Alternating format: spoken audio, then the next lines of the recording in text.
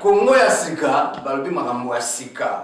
Bon, journaliste boss, Digo Kauna bango, Maurice Premier Mukulu, journaliste boss, na kati ya Congo ya sika. Na Congo ya sika, na leli yango Congo ya sika. Wow, mwah. Congo ya sika. Congo ya sika. Congo ya sika, très fort.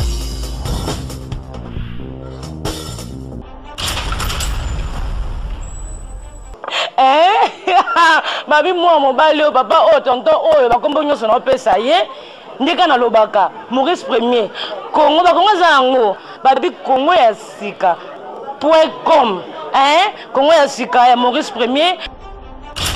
Ben, si je suis arrivé à ce niveau, c'est grâce à mon passage dans une école redoutable qui est le Viva la Musica de Papa Wemba, que vous connaissez tous, qui a formé tant d'artistes tels Koffi Olomide, King Kester Emeneya, Redi Amissi et tant d'autres.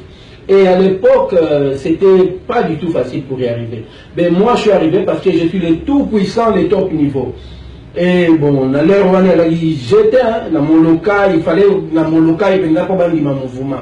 Et là, tu es dans Mikili, on continue à vivre, ou bien à venir. Bien sûr, dans la formation dans mon local, il va là King. Donc, là, tu es dans Mikili. Et lui, Papa Wemba, c'était un maître. Nous, nous étions comme ses élèves. Regardez l'élément qui va suivre. C'est pour vous. Ce sont vous les chanteurs en amenant ça quand on passe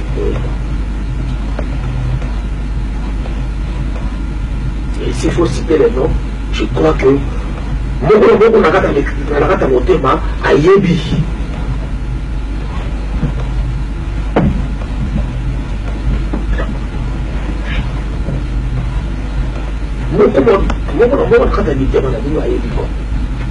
Et je crois que Kamoto Yaka, moi j'étais là. C'est Bolokola, Galilée, Manini. Tout ça là, quand on peut nous acquitter, tout ça qui est dans ça, mais juste d'aller au salaire. Ah, Makamboya, il va se présenter, moi, il va se présenter. Voilà. On est là.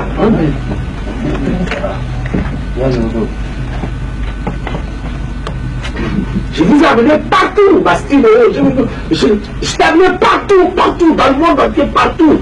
États-Unis, Japon, Europe, tout ça, il quoi.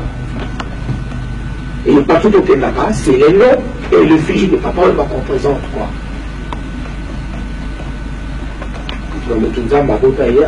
Moi, chance d'ailleurs.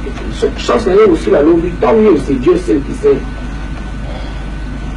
Les questions et les consoles étaient partis. J'étais le premier, moi. Là, nous avons eu le frère, on a monté la foule de la question de la katana, on a eu. Il est famille, moi, c'est un été en Francine. Ah, tu es libre. C'est que tout le monde a un question de parler dans la tête. On fait pareil. C'est que là, on a eu vieux beaucoup de foule. Au moins 5 fois de suite, quoi. Donc, moi, je ne peux pas en aucun cas. Bon, il peut m'arriver des moments que dans le moment, les cambo.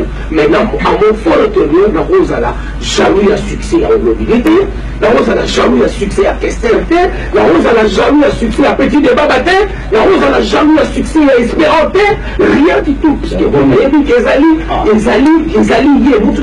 la vie, il y a des Nzambati, ceux qui ont le tongi, building, le tongi, ceux qui n'ont pas 100 étages, c'est pour toi, ils ont été, c'est pour toi.